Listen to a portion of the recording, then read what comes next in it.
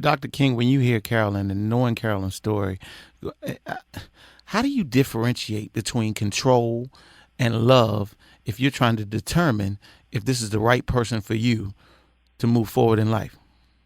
Oh, that's a good question, but I want to make sure that I understand what you mean. The You, difference between control and love, is that what you said? right. How does someone differentiate between that? You know, where they're looking at someone, they're trying to consider someone to be their future husband or their wife, and then, how do you determine that? Well, I think to help, are you saying that when you see those behaviors in a relationship, that the person will do things that would look like love when they say, "Where are you? I want you home at a certain time. I don't want you to be with these people." They frame it in a way that would suggest that they're being loving and very concerned when in fact they're being controlling. Well, right. And then when you hear, you don't want to tie someone in, you say, oh, he's controlling. If he says, hey, what time you going to be back in the house? Right. And that's just an average question. But then you don't want to immediately go to, oh, he's controlling. He's controlling. So that's what I guess that's going. the question to the doctor is how do you determine when one is just being really concerned, a good partner, and the other is being controlling? Are there any real characteristics or signs that you can tell to differentiate, as Mandrell even said, between abusive behavior versus just general concern, caring men who do want to know and feel good to know that their partners are safe? That's an excellent question. Controlling, when we talk about domestic abuse and we look at the characteristics of the relationship, you're going to see 5 primary core characteristics that really define the constellation. And when you see those things in combination, you're looking at intimate partner abuse.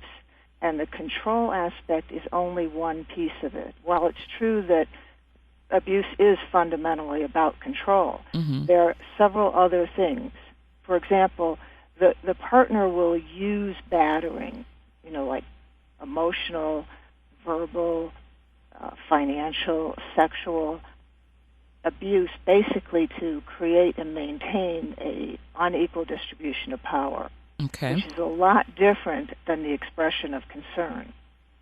The person will feel themselves, they'll literally feel like they're a possession rather than a partner, which is, it's so clear to the victim that they are an extension of this person to basically be owned by them, not to stand shoulder to shoulder and share with them.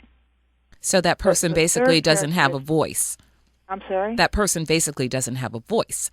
As you said, they're an extension of their partner, the abuser. That is correct. Okay. That is correct.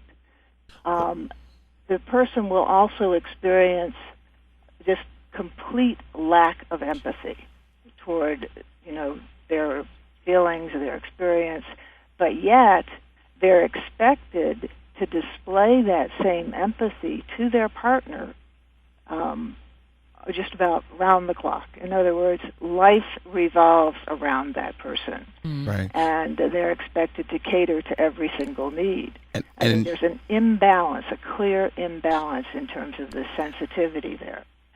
The other thing that we see, which is a real tip-off for people, is in abusive relationships, there's a tremendous amount of externalization.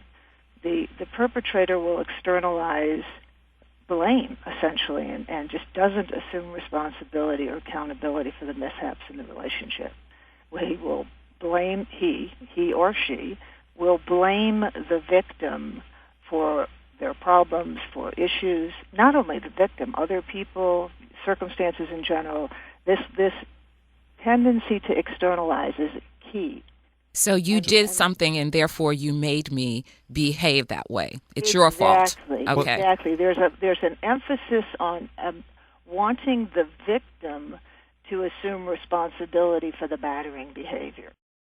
So, Dr.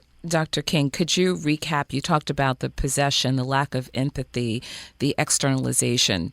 What are the other characteristics that differentiate an abuser from a caring partner in a relationship? Okay, so first one was the ongoing battering for power. Right. The second one was the possessiveness, the controlling possessiveness. Right.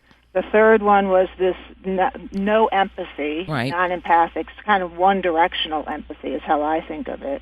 The fourth one is the tendency to externalize blame. And the fifth one is isolation. Okay. The victim is isolated from all sources of outside support. I mean, that could be psychological, emotional, physical, financial, and the operative word is outside. In other words, anything beyond the perpetrator's ability to control. So let's say, for example, the victim has a good friend that's a psychological comfort person for them. The perpetrator will go out of their way to undermine the victim's ability to be nourished by that source of support.